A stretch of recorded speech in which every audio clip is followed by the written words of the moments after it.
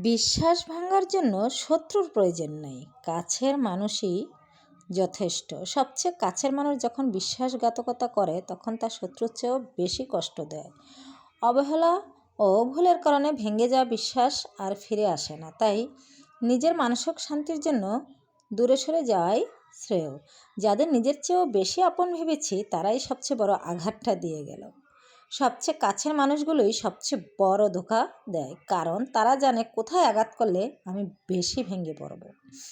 মানুষ চিনতে ভুল করেছি, বিশ্বাস করতে ভুল করেছিলাম। অপরিচিত শত্রুর চেয়েও পরিচিত বন্ধু বেশি ভয়ঙ্কর হয় যখন তারা আড়ালে ছুরি মারে। অভিমান নয়, এখন দূরত্ব পছন্দ করি, কারণ আপন মানুষের অবহেলা খুব যন্ত্রণাদায়ক। যারা আপনার অনুপস্থিতি অনুভব করে না তাদের জীবনে আপনার উপস্থিতি খুব একটা গুরুত্বপূর্ণ নয়। সময় সব বুঝিয়ে দেয় কে আপন আর কে মুখোশধারী।